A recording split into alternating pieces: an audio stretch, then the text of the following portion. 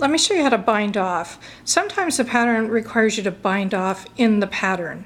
So, you know, if you're doing, I don't know, if you're ending with a rib stitch or whatever and you're doing 2 knits, 2 purls, 2 knits, 2 purls, let's say, you would continue to do that pattern, but then I'll show you how to bind off. So a straight bind off is just knit and bind off, and then a bind off in pattern is you just follow the pattern but continue to do the bind off. So essentially the bind off needs 2 stitches at a time, so we'll knit 2.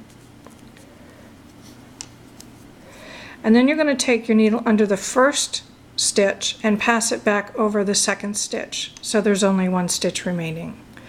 So you'll knit again, or you'll do whatever pattern calls for, and then you'll pass that first stitch back over again.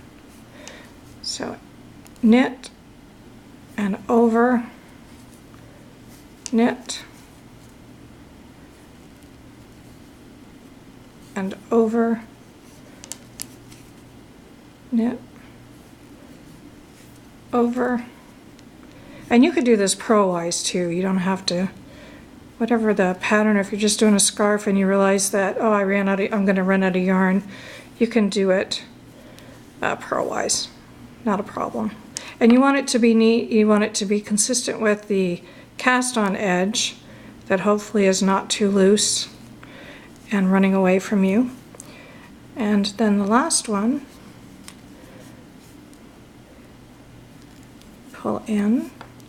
And then what I always do is I just take, I make a big loop, I go in, I grab that other piece, and then you don't want to pull it too hard and yank it because it'll kind of sit out on its own.